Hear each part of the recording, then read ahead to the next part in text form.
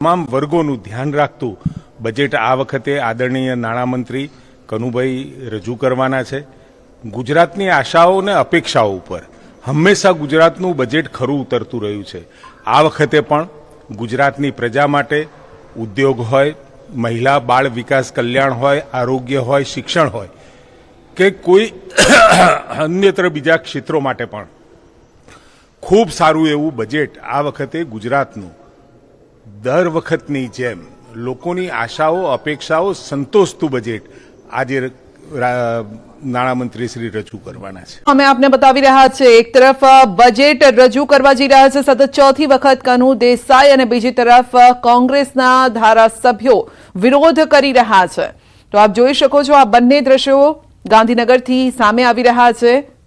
તો ગુજરાતનું આજે બજેટ રજૂ થવાનું છે અને બજેટ રજૂ થાય તે પહેલા જ વિરોધ પ્રદર્શન ખેડૂતો મામલે, આ સાથે દિવ્યાંગો મામલે, મહિલાઓને આર્થિક સહાય આપવા મુદ્દે પણ વિરોધ થઈ રહ્યો છે કે જે નથી મળી રહી।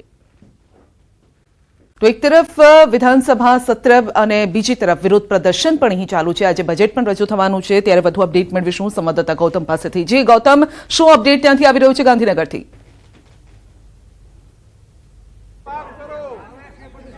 બજેટ પૂર્વે જ કોંગ્રેસના ધારાસભ્યો જે છે તે વિધાનસભાના પગથિયા આગળ પહોંચી ચૂક્યા છે। સૂત્રોચ્ચાર બેનરો જે છે તેની સાથે દેખાવો કરી રહ્યા છે। તમે જોઈ રહ્યા છો કે સાફ રીતે દર્શાવવામાં આવ્યું છે કે ખેડૂતોના દેવા માફ કરો તે પ્રકારનો વિરોધ જે છે તે દર્શાવી રહ્યા છે। સરકારી વિભાગોમાં ખાલી જગ્યાની ભરતી મુદ્દેની રજૂઆત જે છે તે કરી રહ્યા છે। હીરા ઉદ્યોગના રત્ન કલાકારો માટે આર્થિક પેકેજ અંતર્ગતની જાહેરાત જે છે તે કરી રહ્યા છે। તુષારભાઈ છે આપણી સાથે, તેમની સાથે વાત। તુષારભાઈ, તમામ ધારાસભ્યો અહીંયા વિધાનસભામાં આવી ચૂક્યા છો, વિરોધ કરી રહ્યા છો, કયા કયા મુદ્દાઓને લઈને વિરોધ છે આજનો?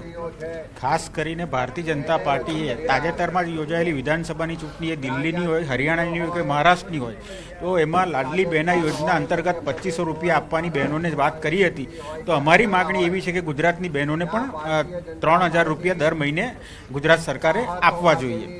એ જ રીતે ખેડૂતોના દેવા નાબૂદ કરવાની પણ અમે માગણી લઈને આવ્યા છે અને ઓપીએસ સ્કીમ જે બીજા બધા રાજ્યોએ લાગુ કરવાની શરૂઆત કરી છે એ ગુજરાતમાં લાગુ થવી જોઈએ અને જે સરકારી કર્મચારીઓની ભરતી થતી નથી એની જગ્યાએ આઉટસોર્સિંગથી કામ ચલાવવામાં આવે છે તો પૂરા પગારવાળી સરકારી નોકરીઓમાં ભરતી થવી જોઈએ। શું કહેશો તમે?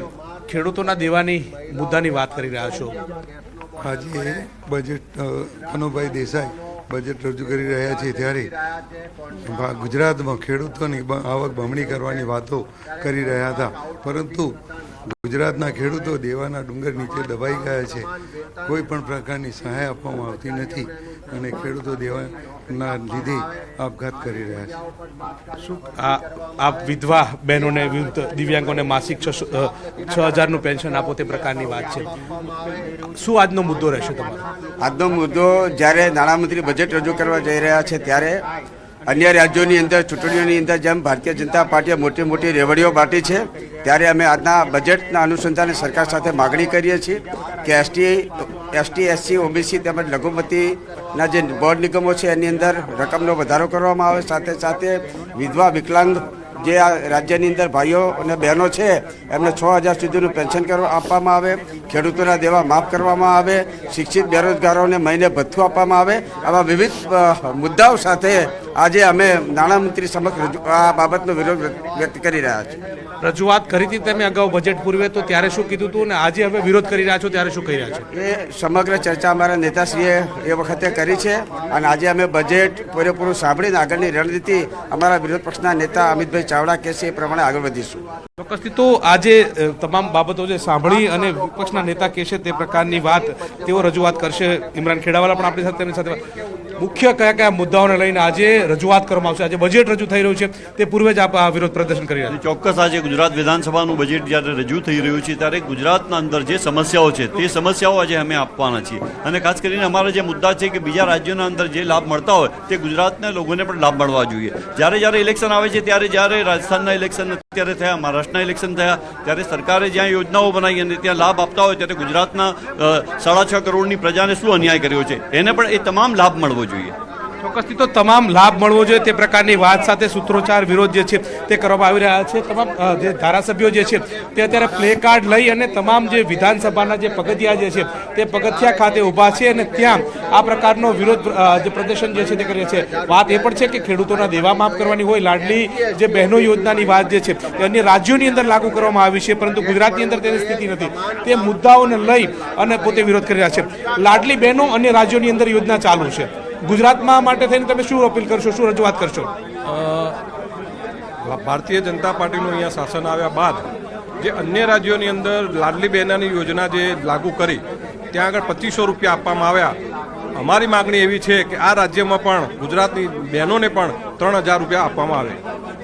શું કહેશો અમિતભાઈ, વિરોધ છે આજે, કયા કયા મુદ્દાઓને લઈને વિરોધ કરવા માટે આવે છે? આજે ગુજરાત સરકારનું બજેટ રજૂ થવા જઈ રહ્યું છે ત્યારે ગુજરાતની પ્રજાની જે માગણી લાગણી છે કે મોંઘવારીમાંથી રાહત માટે 500 રૂપિયામાં ગેસનો બોટલ મળવો જોઈએ, વિધવા હોય, વિકલાંગ હોય, વૃદ્ધ હોય એને માસિક 6000 પેન્શન મળવું જોઈએ, સાથે સાથે લાડલી બહેન યોજના ગુજરાતમાં પણ લાગુ થાય, બહેનોને 3000 રૂપિયા માસિક સહાય મળવી જોઈએ, આર્થિક રીતે પાયમાલ ગુજરાતના ખેડૂતોના દેવા માફ થવા જોઈએ, સમાન કામ સમાન વેતન લાગુ કરી અને કર્મચારીઓનું જે શોષણ થાય છે અટકાવવું જોઈએ, કોન્ટ્રાક્ટ આઉટસોર્સિંગ પ્રથા નાબૂદ થાય, જે ગરીબો કાચા મકાનમાં રહે છે એને પાકા મકાન મળવા જોઈએ અને સાથે સાથે ગુજરાતમાં જે આર્થિક અસમાનતા છે એ દૂર કરવામાં આવે એવી તમામ માગણીઓ લઈને આજે અમે સરકાર સમક્ષ ગુજરાતના લોકો વતી રજૂઆત કરી રહ્યા છીએ. કામકાજ સલાહની બેઠક થઈ હતી.